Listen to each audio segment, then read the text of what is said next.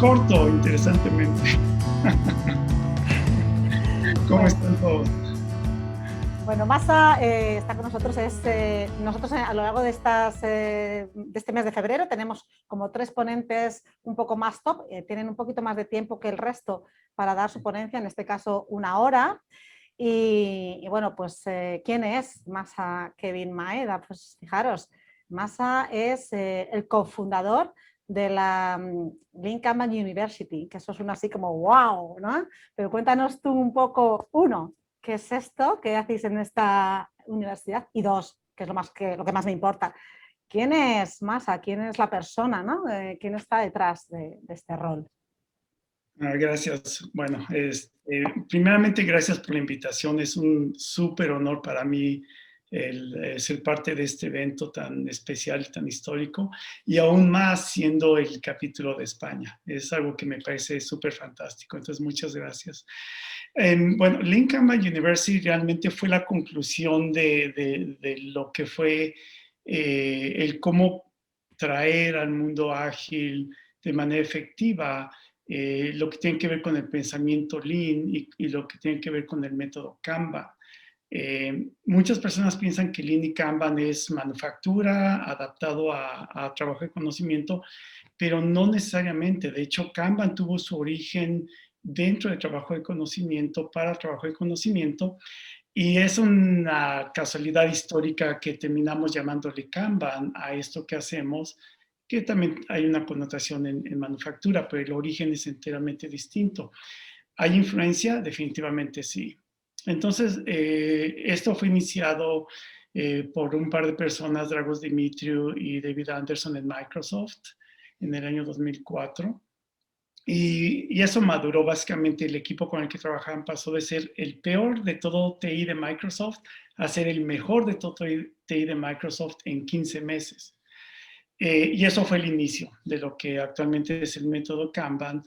En un cierto momento, cuando comenzamos a difundir esto a nivel mundial, de hecho fue idea mía, le comenté a David que sea bueno tener un organismo neutro enfocado a promover lo que es Kanban y Lean.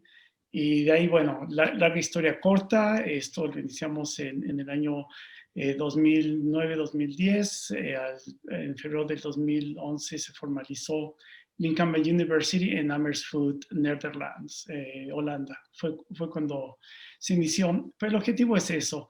Yo personalmente, bueno, me dedico a muchas cosas, me gusta mucho explorar nuevos horizontes. Entonces, Lean Kanban University para mí es algo que fue parte de algo con lo que yo contribuí, que sigue estando, es considerado hoy por hoy el elemento primordial de promoción de esto, y hay programas de certificación también que son, la verdad, son muy buenos, aunque yo ya no tengo nada que ver con ellos directamente. Y bueno, es eso, o sea, mi contribución a la Lean Kanban University para mí fue como otras contribuciones que he hecho. Con respecto a quién soy yo, bueno, las personas que me conocen me lo dicen, ¿no? O sea, soy una persona que realmente mi enfoque es en, la honestidad, la entrega de las cosas, el ser modesto y el ser verdadero a mis creencias, y eso se refleja tanto en mis principios morales como en la forma en la que conllevo yo el agilismo. Y eso para mí es algo que he aprendido de 2 partes, solamente como todos, de lo que uno aprende en casa, pero también pues de la naturaleza. Soy una persona que ha amado la naturaleza la gran mayoría de mi vida, hasta hoy en día. De hecho, vean mi camiseta, una montañita. Y de hecho les voy a decir esto, he aprendido mucho más de agilismo, de la naturaleza, que de los libros. Qué buena metáfora ahí, ¿no? Es todo un honor tenerte aquí con nosotros, que hayas aceptado, porque claro, alguien como tú, estar en este evento, pues nos llena, ¿no? Nos llena ahí de placer y de todo. No te queremos quitar tiempo porque él también nos va a dejar tiempo al final para las preguntas que tengáis que hacer. Y bueno, su ponencia, lo que él ha preparado, fijaros, manejaros ahí bolígrafo y papel, porque seguramente vais a apuntar muchísimas ideas. Él va a hablar de la importancia de la simplicidad ágil en la transformación organizacional exitosa. Toma ya, ¿eh? Muy bien, comparto pantalla. Compartes pantalla y todo tuyo, nosotros nos quitamos. Muchas gracias. Okay. Háganme saber cuando ya pueden ver la pantalla. Ahora mismo ya la vemos. Ok. All right. Bueno. Entonces, como ven, ahí estoy en la naturaleza, que es mi ambiente. Este slide lo puse en caso de que fuese necesario, pero no es relevante, entonces vayamos al tema. Bueno, primeramente, pensé de qué manera puedo explicar qué es la simplicidad y me pareció muy adecuado, dado el contexto de que este es el capítulo de España, pues comenzar con una de las personas más representativas de la cultura y de la excelencia española, que es el trabajo de Picasso. Como ustedes pueden ver aquí, hay una secuencia de dibujos. Todos estos dibujos fueron hechos por Picasso. Y si vemos en la esquina superior izquierda, comienza con un dibujo que de hecho es muy, muy similar a lo que todos conocemos como un toro, ¿de acuerdo? Algunas escalas de gris, los trazos son suaves, mucho detalle, ¿okay? Si vamos al siguiente hacia abajo, vemos que el toro realmente no se parece a un toro de verdad. Está un poco grotesco, por así decirlo, como que hay un poco de exageración en algunas partes de lo que es el toro. Y en el siguiente dibujo vemos que comienza a haber cierto énfasis en ciertos trazos. Y si vemos la secuencia, como continúa en la parte media de arriba hacia abajo, luego la siguiente a la derecha de arriba hacia abajo, y así sucesivamente, lo que vemos es que los trazos se hacen más y más evidentes en cuanto a ciertos ángulos. Y vemos que las escalas de gris y la parte oscura comienza a desvanecerse, hasta que llegamos a la parte última, que es el trazo que está en la parte media derecha. Y eso es un toro. Y lo interesante es esto, si vemos estos trazos, son unos cuantos trazos, ¿de acuerdo? Son 1, 2, 3, 4, 5, 6, 7, 8, 9 trazos, bueno, más la parte de aquí, interesante abajo, y también la tierra en la que el toro está puesto. Lo interesante radica en que aún si vemos solo esto, podemos fácilmente identificar que es un toro. ¿Y esto qué quiere decir? Esto quiere decir que lo que Picasso logró hacer fue extraer la esencia de lo que visualmente es un toro y conllevarlo a su expresión mínima. Un aspecto primordial de esto es que si removemos la tierra, se hace más difícil reconocer que es un toro. Entonces, esto tiene una implicación muy, muy poderosa que vamos a explorar a lo largo de la charla. Pero lo que vemos es eso, él simplificó lo que es un toro verdadero a lo que es algo que nosotros podemos identificar fácilmente, cognitivamente, como un toro. Y esto lo podemos ver también a nivel de otras formas de expresión. Por ejemplo, como todos saben, es un jardín tradicional japonés, y lo que vemos es que no hay realmente muchos elementos. Lo único que hay es que la naturaleza, que son árboles, arbustos, ¿okay? Plantas. Hay un elemento humano que es la barda con la entrada, y todo lo demás es piedra. Sin embargo, ha sido posible con tan solo 3 elementos lograr una expresión tal que de hecho genera una respuesta emocional con una expresión mínima. Entonces, la pregunta importante es, bueno, ¿qué es simplicidad? ¿Cómo definimos simplicidad? Y hay una definición que es mi favorita de todas las que he visto, y es la definición de un japonés que se llama Koichi Kawana. Y su definición es que simplicidad es el logro del efecto máximo con el medio mínimo.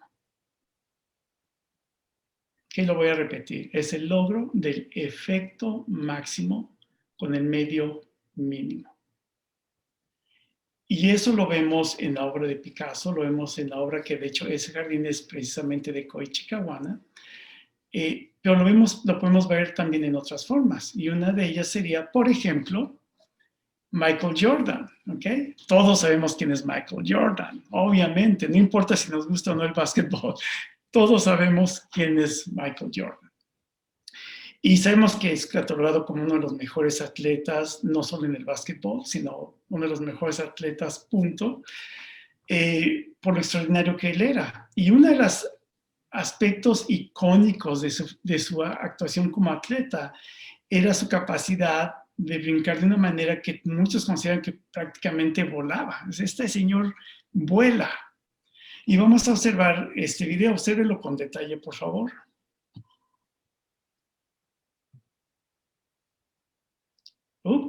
Perdón, la animación falló un poquito. A ver, vamos a ver si funciona ahora. Ahí va.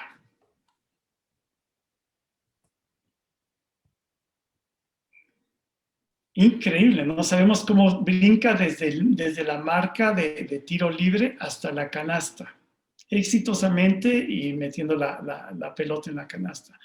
Súper increíble, ¿no? O sea, todos aquellos que hemos visto un campo de básquetbol sabemos esa distancia y sabemos la altura de la canasta. Es absolutamente increíble. ¿Cuál es el secreto? Bueno, el secreto es, de hecho, muy simple. Lo que podemos observar es, de hecho, Michael Jordan no brincaba más alto que otros atletas. Claro, era de los que más brincaban, pero había otros atletas que brincaban tanto como él. De hecho, tal vez unos más que él. Pero había un aspecto muy interesante y es la mayoría, si no es que todos los basquetbolistas antes de Michael Jordan, su objetivo era llegar a la canasta en la punta más alta del tiro parabólico de cuando brincaban.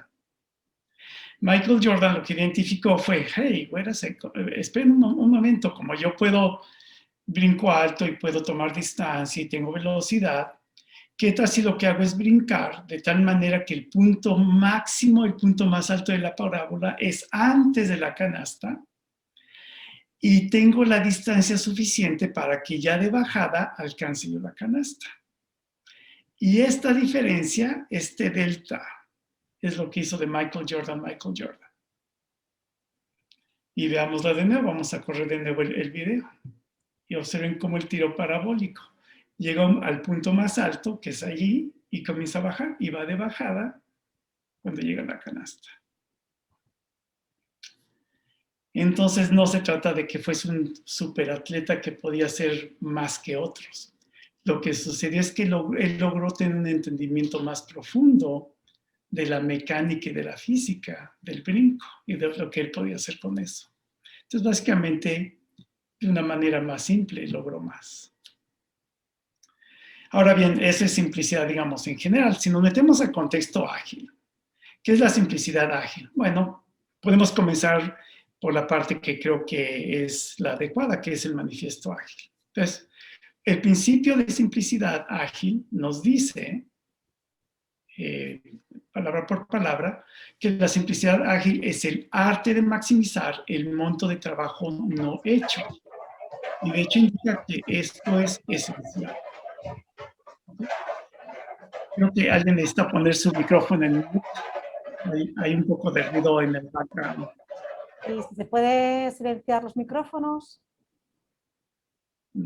Gracias. Y esto es muy importante. De hecho, es tal vez de todos los principios ágiles, desde el punto de vista de la forma en la que fue escrito, es el más difícil de entender. Entonces, vamos a desmenuzarlo, vamos a verlo con detalle. Entonces, ¿qué significa esto? Voy a maximizar el monto de trabajo no hecho. Suena muy extraño, ¿ok? Muy, muy extraño. ¿Pero qué quiere decir eso? Bueno, vamos a suponer que esto es todo el trabajo que tengo que hacer, ¿ok? Muy poquitas cosas, ¿verdad? Tengo que hacer todo este trabajo. ¿Qué sucedería si digo, de hecho, como me pidieron algo que es de colores, gris no lo consideramos como un color, lo conocemos como algo que realmente no es tal. Entonces vamos a deshacernos de todo aquello que es gris. ¿Ok? Bueno, ya está. Bye bye a todo lo que es gris.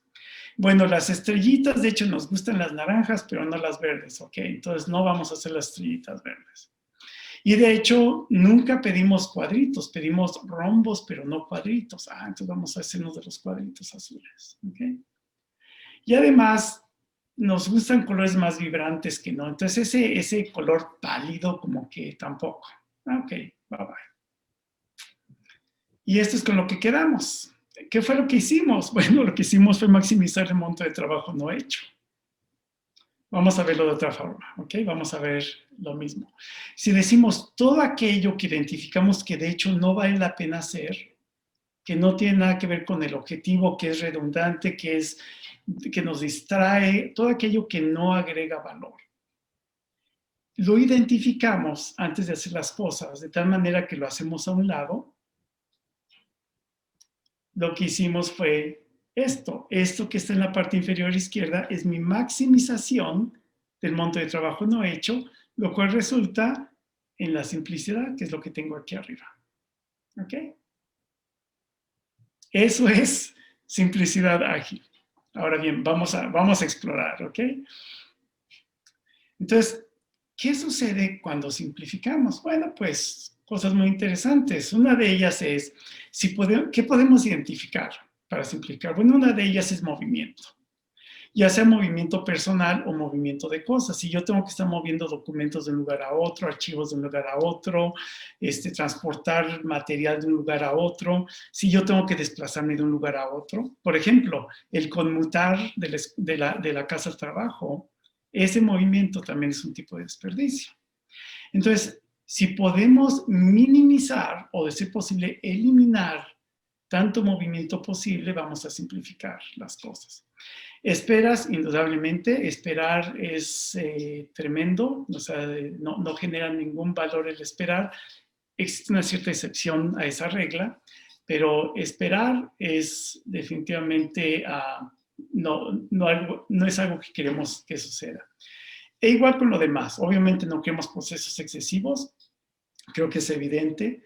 Yo no quiero ser desperdiciado como persona, yo como profesionista tengo mi talento, tengo mis habilidades, y si estoy involucrado en un tipo de actividad donde realmente me subutilizan, no solamente anímicamente es malo, pero es un desperdicio también para quien, a quien estoy ayudando en ese momento. Y por lo tanto, eso va en contra de la simplicidad. La acumulación de trabajo, obviamente, el tener demasiado trabajo que hacer, o hacer más trabajo del necesario. Y obviamente, si hablamos del resultado final, es la baja calidad. Entonces, si nosotros generamos algo, por ejemplo, un producto, ¿okay? Y vamos a pensar en el iPhone, ¿okay? Y todos sabemos que el iPhone es el iPhone, sabemos lo que el iPhone le hizo al mundo. ¿Por qué fue el iPhone tan exitoso? Porque era increíblemente simple. O sea, comenzando con el hecho de no tiene teclado. Entonces, es esa eliminación de todo aquello que no tiene que estar, que no tiene razón de ser. Si vamos esto ahora algo todavía más aterrizado, vamos a poner los pies un poco más sobre la tierra. ¿Okay? Estamos acostumbrados a que cuando conocemos a una persona o interactuamos con una persona que hace 20,000 cosas a la vez. ¿Okay? ¡Wow! O sea, nos quedamos impresionados, definitivamente. Y de hecho, tal vez muchos pensamos, y yo uno de ellos incluido, muy temprana en mi edad, decía, wow, yo quiero ser como esa persona cuando sea grande. O como profesionista, quiero poder ser tan efectivo como esta persona que hace 7, 8, 10 cosas a la vez. Pero en realidad eso no es así. De hecho, debería de darnos lástima la gente que hace eso. ¿Y por qué? Bueno, porque lo que está en la lista a la derecha, eso genera estrés, ansiedad, mi salud se va por los suelos y además el trabajo que hago termina siendo de baja calidad. Y esto motiva muchos retrasos. Y un ejemplo de ello es la tabla que está arriba. Vamos a suponer que yo tengo a un equipo de trabajo y tenemos que hacer 120 tareas. Y queremos trabajar en todas ellas de un montón. Decimos, ok, vamos a tomar todo este trabajo y vamos a hacerlo. Y nos ponemos a trabajar en ello. Y vamos a suponer que a modo de ejercicio tenemos a 3 equipos trabajando en el mismo monto de tareas, todas ellas al mismo tiempo. Bueno, pues a este le va a tomar 4 meses con 3 semanas, 3 meses con 3 semanas, 3 meses con 3 semanas. Y si decimos, oye, ¿qué tal si tomamos el mismo monto de trabajo, es decir, 120 tareas? Pero lo que hacemos es dividirlo en 3 montones de 40 tareas cada uno. Y lo que hacemos es trabajamos con 40 tareas, las terminamos, tomamos la siguiente 40, la terminamos, y luego las últimas 40 y las terminamos. ¡Wow! ¿Qué sucede? Bueno, sucede que a los mismos equipos de trabajo, el mismo trabajo, les tomó 2 meses con 2 semanas, 2 meses con 1 semana y 2 meses con 3 semanas, en lugar de alrededor de 4 meses o de hecho cerca de 5 meses. ¿Y qué sucede si tomamos las 120 tareas, pero tomamos una a la vez? Tomamos una, la terminamos, la siguiente la terminamos y así nos vamos. Bueno, pues exactamente el mismo monto de trabajo lo vamos a terminar en poco más de un mes o cerca de 2 meses. Lo cual es una diferencia tremenda, ¿ok? No solamente termino en mucho menos tiempo, estoy mucho menos estresado, obviamente no hay ansiedad, no me estoy comiendo las uñas, estoy mucho más saludable, por razones obvias. Si el estrés es menor, obviamente también eso la salud ayuda. Pero si me enfoco en hacer un trabajo a la vez y hacerlo bien hecho y tomar el siguiente, hacerlo bien hecho y tomar el siguiente, ¿cuál va a ser la calidad resultante de ese trabajo comparado con hacer un poquito de uno y regresar a otro y brincar al otro y estar así como loquito dando vueltas? Bueno, la calidad obviamente va a ser reflejada allí. Y el tiempo mismo aquí ya nos indica los retrasos. Entonces, ¿eso qué quiere decir? Que no vale la pena el estar haciendo multitareas, no vale la pena el intentar satisfacer a 2, 3 o 4 clientes al mismo tiempo. Si satisfacemos a cada uno, primero uno y después al otro y después al otro, al primero lo satisfacemos en muchísimo menos tiempo. ¿Eso qué quiere decir? Por ejemplo, si vemos la primera pila de 120 tareas, probablemente la primera tarea la terminamos al final del mes 4 o a mediados del mes 4 y terminamos todo en 4-3. Pero si tomamos una a la vez, tal vez la primera entrega la hicimos en 4 días. Y la siguiente en un par de días después y así nos vamos. Entonces los clientes están mucho más satisfechos. ¿Okay? Y económicamente creo que esto es obvio, ¿no? Lo que sucede con la economía detrás de esto. Entonces, obviamente es mucho mejor tomar esta estrategia de poquito en poquito, ¿okay? Que de montón en montón. ¿Right? ¿Y eso qué quiere decir? Bueno, eso quiere decir que simplicidad implica enfoque. Una forma en la que vamos a simplificar las cosas es enfocándonos. ¿Okay? Ahora les voy a mostrar un caso real. Ahora sí que más aterrizado todavía, ¿ok? He tenido la fortuna de trabajar, de llevar transformación en muchas empresas en muchos países, creo que son 14 países o 15, ya no sé, y en diversas industrias, en telecomunicaciones, aviación, moda, finanzas, defensa, etcétera. No recuerdo todas. Legal y algunas otras. Pero en realidad algo que me ayudó mucho a llegar a este punto en el que me convertí en un coach ágil y comencé a llevar transformaciones a empresas fue mi trayectoria profesional. Y de hecho, yo fui un estudiante que trabajaba desde que estaba yo en la preparatoria. A veces era un estudiante que trabajaba porque estudiaba más que trabajar y a veces un trabajador que estudiaba porque trabajaba más que estudiar. Pero cuando ya terminé mis estudios, la primera empresa para la que trabajé, que fue creo que la cosa más afortunada que me pudo haber sucedido, fue que fui aceptado para hacer investigación y desarrollo para Apple, justo cuando Steve Jobs regresaba a Apple. Y esa fue una escuela increíble. O sea, el ver realmente lo que es ese espíritu de colaboración, el deseo de lograr hacer algo que realmente fuese importante, algo que fuese relevante, algo que realmente ayudara a las personas. Lo que Steve Jobs siempre buscó fue que la tecnología estuviese allí para servirnos sin que nosotros nos percatáramos que está allí. Que podemos conllevar nuestra vida diaria sin tener que explícitamente hacer uso de la tecnología. La tecnología está allí y está para servirnos. Eso es lo que él perseguía. Obviamente, él desafortunadamente falleció antes de lograr eso, pero pues bien encaminados, ¿no? Y vemos todo el avance que hay tecnológico hoy en día y vamos por ese camino. Pero allí fue donde aprendí mucho sobre lo que es simplicidad y posteriormente, bueno, cuando tuve contacto con Brian Murray, que es una de las personas que firmaron el Manifiesto Ágil, y esto fue mucho antes de que el Manifiesto Ágil sucediera. Por pura casualidad fue una persona que contratamos para la primera empresa, startup en Silicon Valley, que fue miembro fundador, y de él aprendí muchísimo de lo que realmente es calidad, y con él llevé a cabo muchas prácticas sobre lo que es Lean, y de hecho hablamos sobre de qué manera se podría aplicar Lean en lo que hacíamos. Entonces ya había ciertas influencias, por así decirlo, detrás de todo esto. Entonces, sucedió que una empresa de telecomunicaciones en una ocasión me llamó por teléfono, contesté el teléfono y me dicen, queremos un curso de Scrum de 2 días y queremos saber si lo puedes hacer para tantas personas y cuánto nos cobras. Y así fue como inició la conversación. Y les dije, bueno, sí puedo hacer eso, pero si me permiten preguntarles por qué quieren Scrum. Entonces ya me comenzaron a decir, bueno, es que es muy popular y la gente, las empresas lo están haciendo y parece que está bueno y pues queremos hacerlo.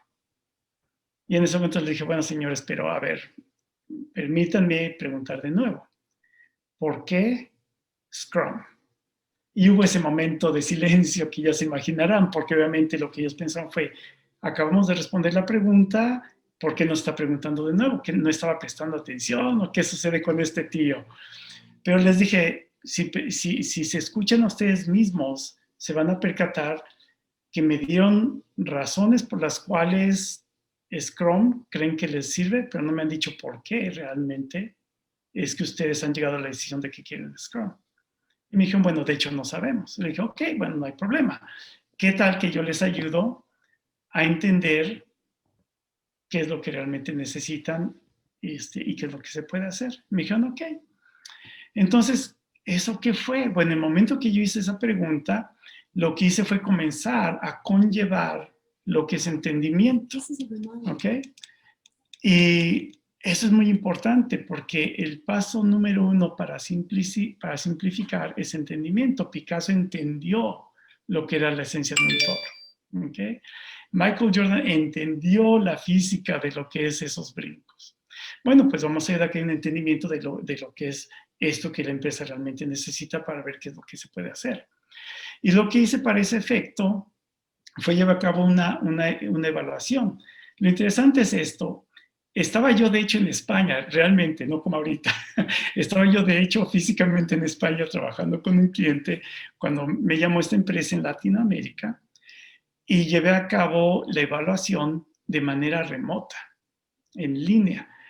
Y lo que hice fue llevarlos a cabo por una serie de dinámicas donde la gente colaboró para reflejar, en el caso de la imagen de la izquierda, esto es el resultado de, digamos, de lo que se logra con uno de los equipos con los que se hizo la evaluación, donde ellos indican qué aspectos de la organización están muy bien, bien más o menos o mal, y en diversos temas.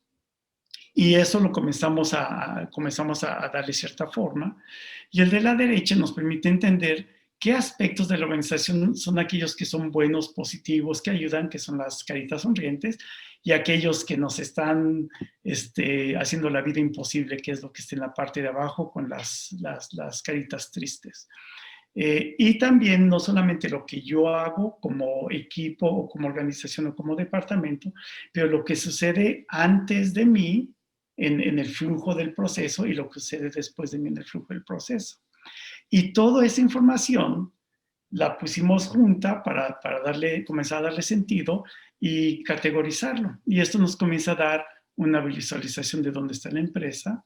Y luego para cada uno de estos temas hay gráficas similares que granularizan los detalles de cada una de ellas. Entonces, ¿qué sucede? Que lo que estamos haciendo es de poco en poco comenzar a entender esos aspectos de detalle. Entonces, aquí esto lo que nos da es una visualización desde arriba. Estamos viendo todo el panorama, ¿ok? ¿Y eso qué hace? Bueno, y luego el detalle de cada uno pues nos da los arbolitos. Ya que tuvimos eso listo, lo que hicimos fue generar un mapa que nos permite entender cómo todo está interconectado. ¿Por qué? Porque todo está interconectado. ¿Ok? Entonces lo que vemos aquí es que hay ciertos aspectos que tienen que ver con liderazgo, aspecto humano, finanzas, infraestructura, etcétera, y granularización de ellos. Lo que hicimos entonces fue identificar las flechas naranja, es qué influencia qué cosa. Entonces vemos, por ejemplo, que si le prestamos atención al aspecto humano, esto va a ayudar a mejorar aspectos de liderazgo, lo que tiene que ver con el servicio a los clientes, con el aspecto de productos, con el aspecto de gestión, de servicio y de la empresa, y así sucesivamente. Y también dentro de la granularización de cada uno de ellos, qué influencia qué cosa. Entonces sabemos que, por ejemplo, si mejoramos la comunicación, esto va a ayudar a que haya un incremento de motivación y también ayuda a que se genere una mejor disciplina. Y en la manera en la que se genera mejor disciplina, esto también ayuda a que se incremente la motivación. Si le prestamos atención a la empatía, pues igual sucede con respecto a otros aspectos. Pero ¿qué sucede? Que si le prestamos atención a la comunicación desde el punto de vista humano, como esto también ayuda con liderazgo, y sabemos que aquí comunicación también tiene impacto en otros aspectos del liderazgo, y también sabemos que por acá en la parte derecha comunicación tiene que ver con aspectos de gestión. Lo que sabemos es que si nos enfocamos en trabajar primero aquello que influencia más a la organización, en este caso el aspecto humano, porque es el que tiene más flechas que le apuntan, después sería gestión, la parte humana, y nos vamos en esa secuencia de número de flechitas que apuntan. Pero también dentro de cada una de ellas identificamos qué elementos son comunes a varias de ellas. Básicamente de un tiro estamos atrapando muchos pájaros, básicamente. Eso es lo que estamos logrando con esto. Que es muy diferente decir, vamos a enfocarnos en hacer una sola cosita a la vez de manera aislada. El problema de eso es que esa mejora que hagamos de manera aislada puede de hecho afectar de manera negativa otras partes. Pero si tenemos este entendimiento de todo el panorama y esto lo conllevamos como parte de la oferta al cliente, de qué manera podemos hacer una transformación organizacional, ¿qué va a suceder? Es mucho más simple. Es mucho más simple tomar algo que de manera congruente va a impactar a toda la organización que tomar un solo pedacito aislado. Es además en menos tiempo, es más efectivo de costo para la empresa, pero también se ve cómo todo comienza a estar interconectado y esto ayuda a esa transformación cultural de dejar de vernos como silos. Ahora bien, ¿esto cómo lo ponemos ya de manera aplicada? Bueno, de manera aplicada, lo que hacemos es eso ¿cómo se dice esto? Lo traducimos a lo que serían las diversas partes. Entonces tenemos aquí donde decimos, mira, si hacemos trabajo que se enfoca en el aspecto humano y en la mentalidad, todo esto que está aquí es lo que vamos a cubrir. Si nos enfocamos en Scrum, esto es lo que vamos a cubrir. Si nos enfocamos en Kanban, esto es lo que vamos a cubrir. Y si nos enfocamos en agilidad, en QA ágil y en DevOps, esto es lo que vamos a lograr. Y fíjate, lo interesante es esto. De todas estas redes que tenemos para atrapar muchos pájaros, la mejor red de todas, sorpresa, sorpresa, es la mentalidad y el aspecto humano. Entonces, no es buena idea cuando queremos llevar transformación organizacional, llevando Scrum a la organización o llevando Kanban o llevando DevOps. ¿Ok? No es malo que lo hagamos, pero cuando yo digo que no es buena idea es porque lo que me refiero es que hay una mucho mejor idea. Y esa mucha mejor idea es tomando en cuenta todo el entorno, toda la organización, de qué manera lo vamos a hacer y ver que se trata de una combinación de esos elementos. Pero invariablemente, a mí me ha sucedido en el 100% de las transformaciones que he hecho, la más importante siempre ha sido la mentalidad y el aspecto humano. En la medida en la que avanzamos esto, se hace mucho más fácil la adopción de los demás elementos. Entonces, ese aspecto humano es un elemento central. Es mucho más simple y mucho más fácil. Si la transformación se hace mucho más fácil en la medida en la que trabajemos el aspecto humano, porque esta es la manera más simple de llevar a cabo la transformación. Entonces, ¿qué fue lo que hicimos? Bueno, después de que les mostré este trabajo de la propuesta, esto, por cierto, quien me lo solicitó fue el Departamento de Sistemas de la Información de esa Telecom. Y lo que les dije, ok, genial, qué bueno que quieren que trabajemos, creo que tomaron la decisión correcta, claro, eso es lo que todo coach y todo consultor diría, ¿verdad? Tomaron la decisión correcta contratándome a mí. Pero en fin, algo que les dije fue, por cierto, señores, les sugiero muy fuertemente que inviten a sus proveedores y a los departamentos con los que ustedes interactúan directamente a que asistan los primeros 3 días del trabajo que vamos a hacer, no a todo el departamento, obviamente, a los tomadores de decisiones de esos departamentos. Y lo que ellos hicieron fue traer a los director, gerente, subgerentes de 4 departamentos y de 2 proveedores. Y comenzamos a trabajar. ¿Y qué fue lo que primero que hicimos? Bueno, pues precisamente la mentalidad.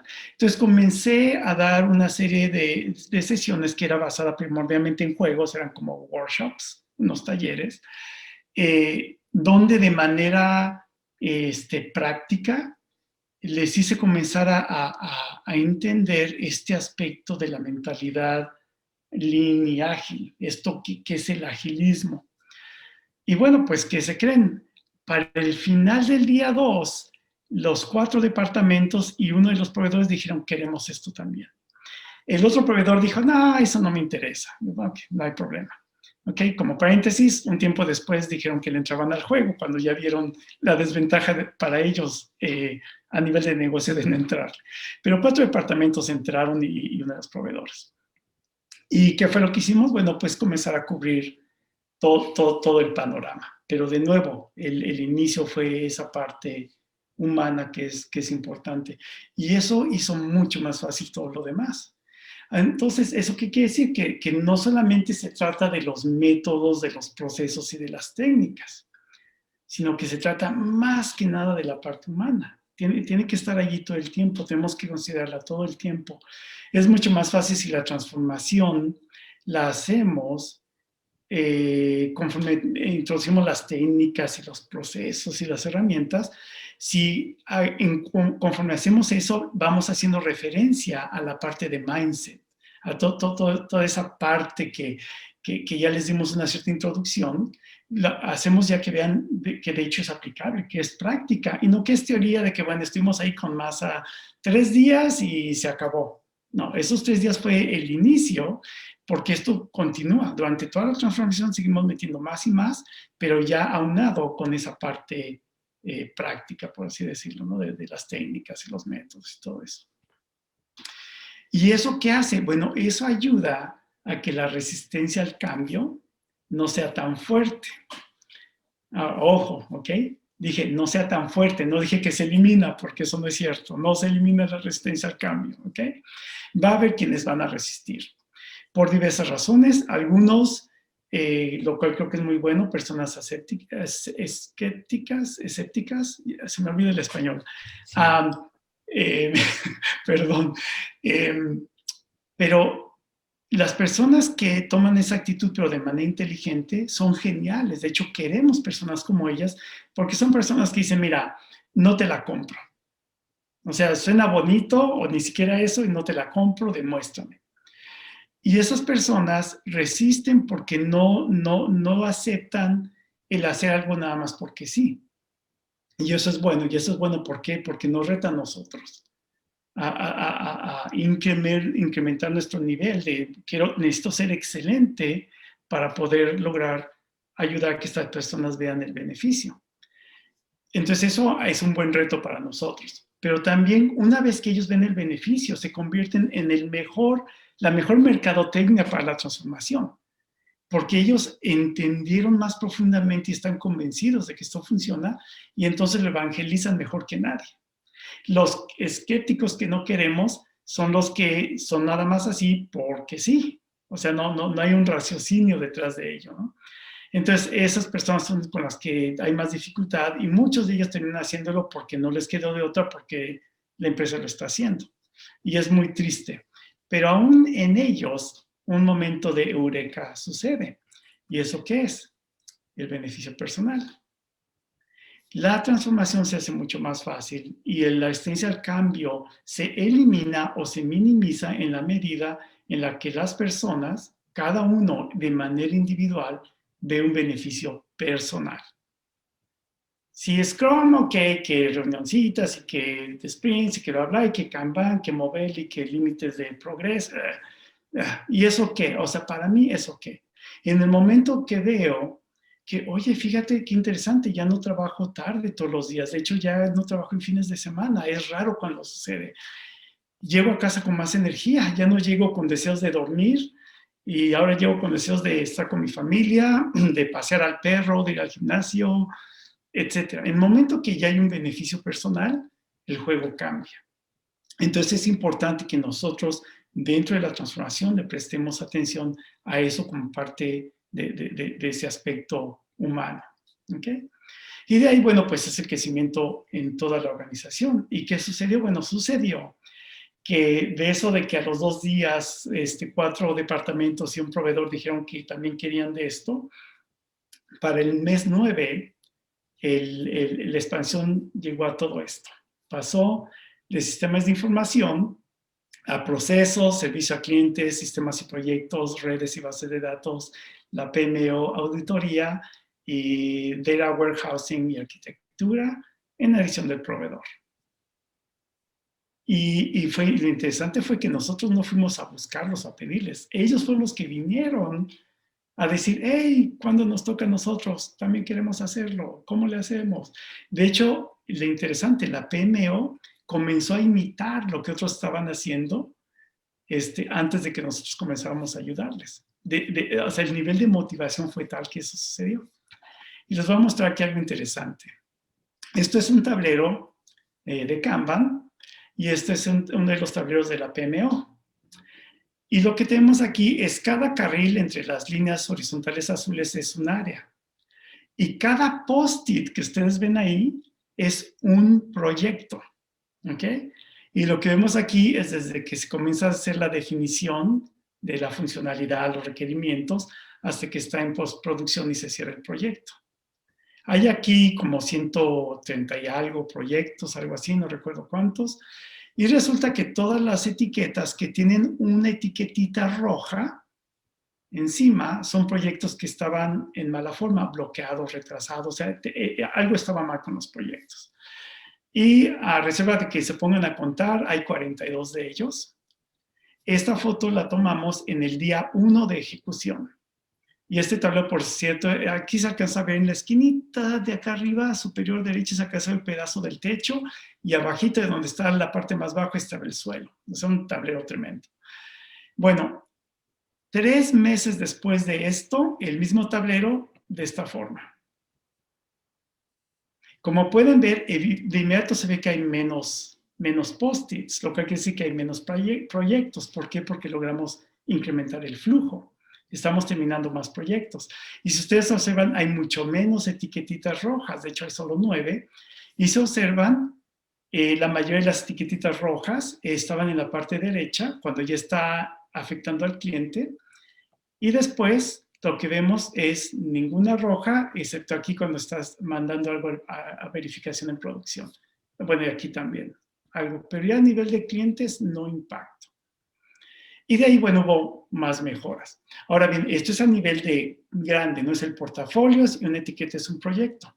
Si tomamos una de esas etiquetas y lo llevamos al equipo, esa etiqueta se traduce en lo que está aquí en la parte izquierda, donde es un departamento, perdón, un área trabajando en un equipo y perdón, trabajando en un proyecto y ese proyecto, perdón, ahora estoy diciendo todo mal, es un departamento trabajando en un proyecto donde ese departamento tiene 5 equipos y cada equipo tiene su propio tablero.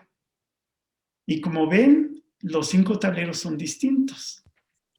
¿Por qué? Porque hay adaptación, se adapta el tablero a la realidad del equipo. Pero había un aspecto en común, si ven la parte central, se ve un cierto tema común. Y esto es porque cuando hicimos el tablero inicial, a nivel del departamento, había ese aspecto común que era importante permanecer. Y eso se refleja en todos los tableros. Entonces, imagínense como si ese elemento central fuera el apellido y lo demás es el nombre de pila. Entonces, son los Fernández y cada uno de ellos tiene su propio nombre. ¿Okay? Pero también, ¿qué sucede? Bueno, sucede que estos son los tableros de cada equipo, pero si alguien puede poner su micrófono en si pueden silenciar sus micrófonos. Gracias. Lo que vemos aquí es que ya cada persona de manera individual tenían también su propio tablero, donde ellos podían ver su propio trabajo personal y básicamente eso que implica que conforme esto fluía, conforme terminamos en el trabajo, las etiquetitas aquí en el tablero de su equipo se iban actualizando y conforme esto se iba actualizando, pues aquí también se iba actualizando. Entonces, ¿qué sucede? Que de una manera tan simple como una etiquetita, podemos ver cómo esto está sucediendo desde nivel de portafolio hasta nivel de individuo. No hay necesidad de hacer las cosas más complicadas. Y bueno, ¿qué sucede? Bueno, pues, ¿qué tipo de resultados obtuvimos? Bueno, esto es algo que medimos a 6 meses y esto tiene que ver un poco más con la parte humana. Entonces, observen lo que pasó con el estrés. Bajó de estar a un nivel como de 8.5 más o menos, está como a un nivel de 5.5. Entonces el estrés bajó, la interacción se incrementó, el clima laboral mejoró. Vean aquí la satisfacción del cliente externo, súper impresionante. Estaban, ya se imaginarán, ¿no? O sea, como que vergonzoso. A nivel interno también hubo mejora, aunque no tan impresionante, pero no estaban muy mal en ese aspecto. Facilitación, esto lo pusimos porque tiene que ver con el hecho de que ayudamos a que las personas estuvieran más involucradas y entre ellos mismos se ayudaran en las mejoras. La parte de liderazgo servicial, que imagino que en las charlas se ha hablado sobre este tema, también eso mejoró. El nivel de motivación se incrementó, aunque el conocimiento del negocio no fue mucho porque ya tenían un buen nivel de expertise. Pero también hubo incremento de habilidad técnica. Y a nivel de, digamos, lo que importa a nivel de negocio, que a fin de cuentas es lo que al negocio le interesa, ¿qué sucedió? Bueno, pues vean el time to market, el monto de tiempo que tomaba el entregar cosas, de 45 días a unos 17 días en promedio en 3 meses y medio. Vemos que la planeación, aunque ya hacían algo de planificación, eso también se incrementó, no hacían road mapping, se hizo road mapping, la eficiencia de entrega no era muy mala, pero no era muy buena, mejoró bastante. La gestión de bloqueos, de tareas bloqueadas, de cómo entre ellos se interferían, esos muchos post-its con etiquetitas rojas, ¿no? Vemos ahí cómo eso también cambió. La tasa de defectos no era muy alta, pero existía y también hubo un cambio notorio. Lo mismo con respecto a defectos, el tiempo dedicado a los defectos. Y aquí podemos ver, obviamente, cómo hay una interrelación entre ello, lo cual también obviamente afecta el time to market. Y la parte de refinamiento que no la hacían también. Estos son, entre muchos, son algunos de los resultados. ¿Ok? Y bueno, para concluir, aspecto importante, es una de las mejores cosas que pueden ustedes hacer No importa a qué nivel trabajen, ya sea como miembros de una organización, como personas que toman decisiones, ya sea como coaches o como Scrum Masters o Product Owners o cualquiera que sea su rol.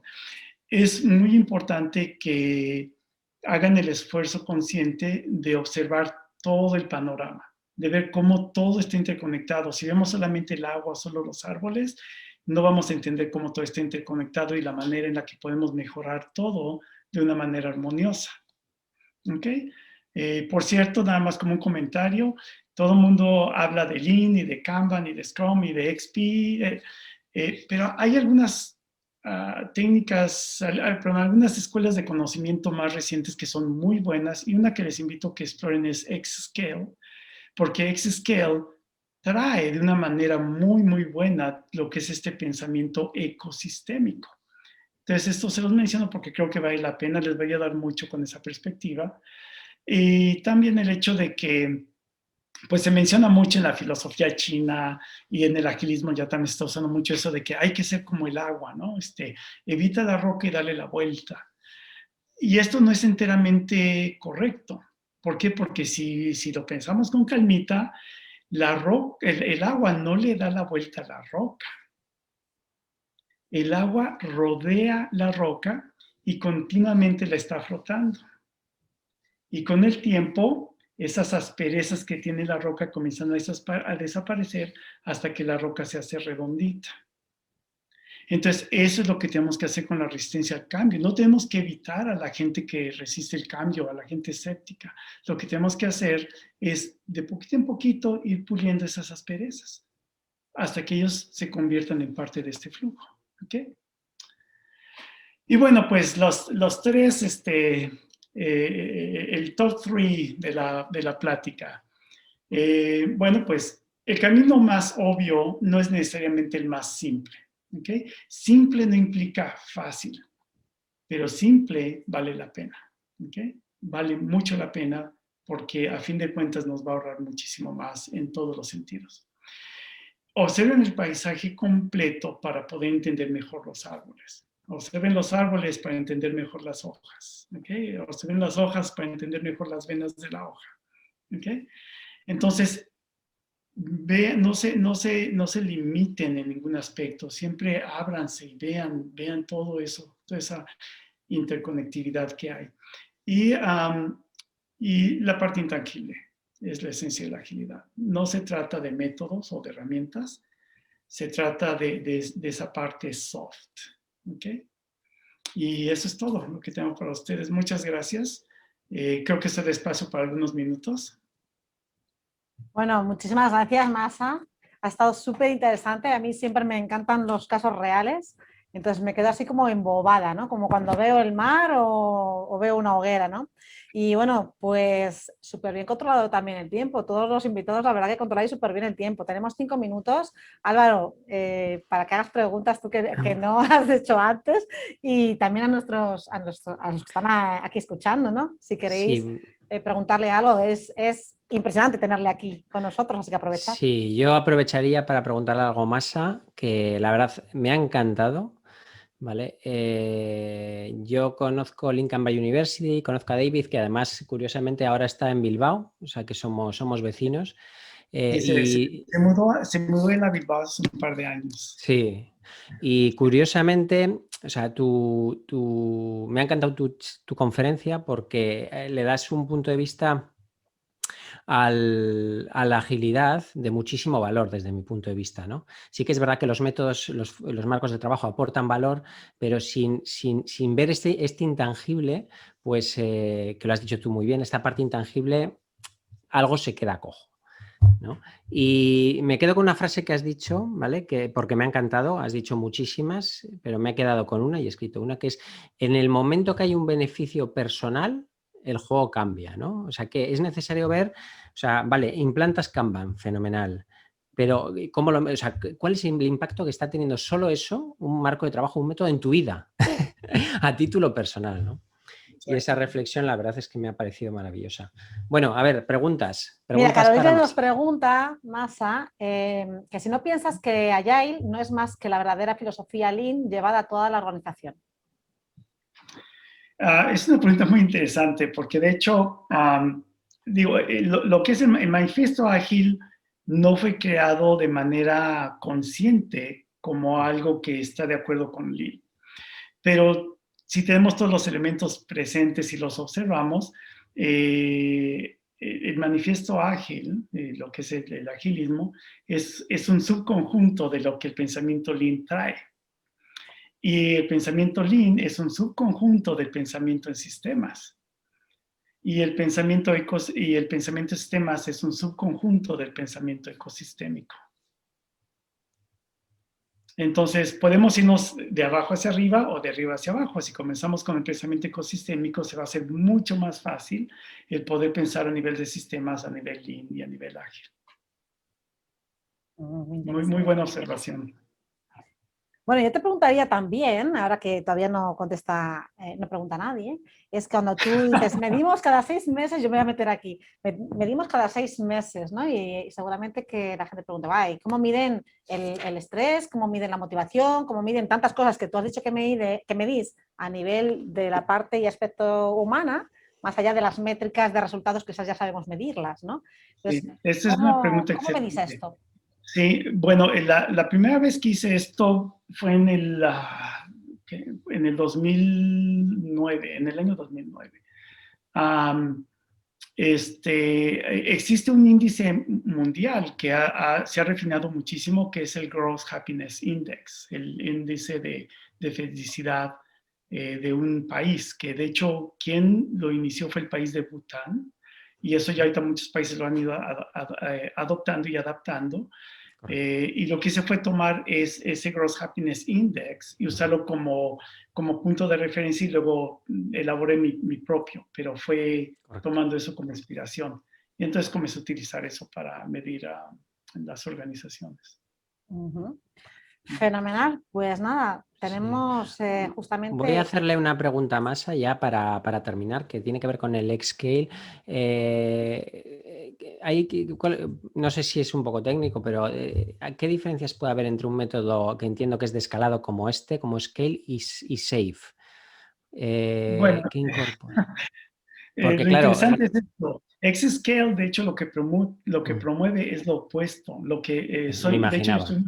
soy uno de los fundadores de Xscale, de los pioneros de Xscale. Vale. No tengo nada mejor que hacer, ¿qué vamos a decir? Pero bueno, pero Xscale lo que promueve es desescalamiento. Es decir, Vale. la mejor manera de tratar algo a escala no es escalando el agilismo, porque de hecho agilismo lo que promueve es simplicidad. Correcto. De hecho, ese es el secreto del éxito del agilismo, de pasar de waterfall y rapid y spiral y todo eso, algo que es, esto es. Entonces es una simplificación y de repente decimos, grandes empresas y grandes proyectos, ¿y qué hacemos? Comenzamos a traer LES, DAD, SAFE y ¿qué es lo que todos ellos hacen? Comienzan a escalar, comienzan a hacer más complicado la práctica ágil. Y lo que es Xscale dices, no, lo que tenemos que hacer no es incrementar la complejidad del agilismo para que esté a la par de la complejidad de la empresa. Lo que tenemos que hacer es reducir, desmenuzar la complejidad de la empresa para traerlo lo más cercano posible a la simplicidad del agilismo. Eso es lo que Xscale hace. Perfecto. ¿Okay? Me alegro de haberte hecho la pregunta porque me lo imaginaba, ¿vale? Y entonces ese es el valor. Te pediremos unas referencias o así, algún manual o para seguir investigando, ¿vale? Para pasárselo a la comunidad. yo una cosa... Xscale.org. Vale. Yo una cosa que, Álvaro, si te parece, como los siguientes que vamos somos tú y yo con el taller, sí. Creo que es interesante que Masa siga contestando a lo mejor a las preguntas, porque no interrumpimos a ningún otro invitado más que a nosotros mismos.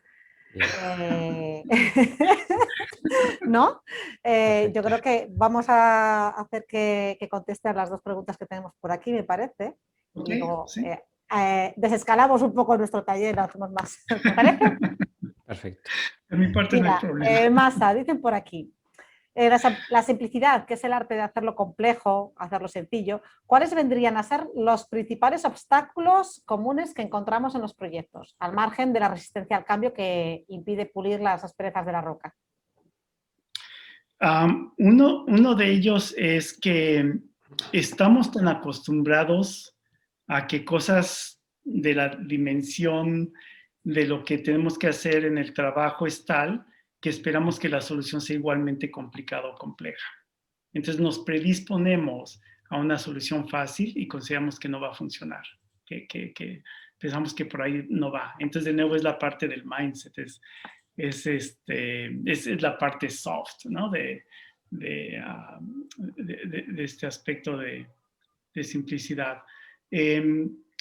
Otro punto es el hecho de que desafortunadamente, y va a sonar un poco fuerte lo que voy a decir, pero les invito a lo que reflexionen. Nos gusta más, cuando se trata del trabajo, nos gusta más no pensar que pensar. Y a lo que voy es a esto. Yo quiero que lo que tú me traigas como parte de la transformación es algo mecánico. Es, mira, nada más tienes que hacer A, B, C y D y ya está. Pero si no, ves que, mira, tienes que entender A y tienes que entonces ver cómo está interconectado con B para entonces tomar una decisión, donde la decisión es una hipótesis de que puede que funcione, puede que no, y lo tienes que tratar y ver qué resulta, y de allí, si no, pues tienes que regresar y repensarle y redecidir. Y la gente dice, no, yo no quiero esto. O sea, no, es una locura, es muy complicado, eso no. No, dime nada más qué hacer, así como maquinita, recetita de cocina, y eso prevalece en la industria, en todas las industrias. Entonces, es un aspecto muy difícil porque si queremos que haya mejora continua, si queremos evolucionar, si queremos que realmente tengamos una mejor economía en la organización y queremos que nuestra vida personal y laboral mejore, no es la forma de hacerlo. Simplemente no va a funcionar. Lo mejor que puedes hacer es un pequeño escaloncito de mejora y ahí se acabó el día.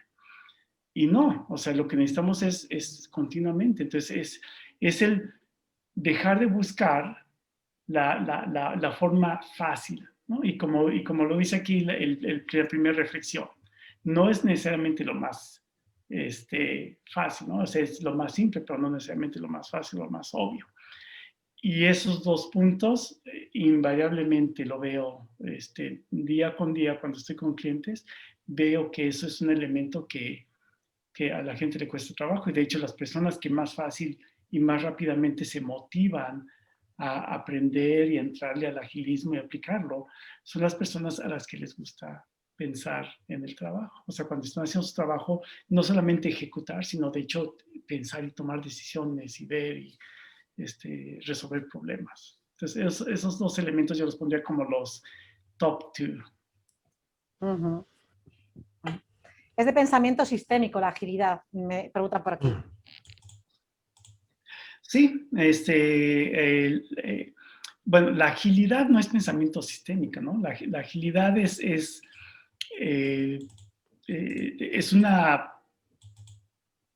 un estado. Y el pensamiento sistémico es una forma de entender la realidad y de actuar en base a eso, ¿no? Entonces, agilidad es un estado y pensamiento sistémico es una forma de ver el universo.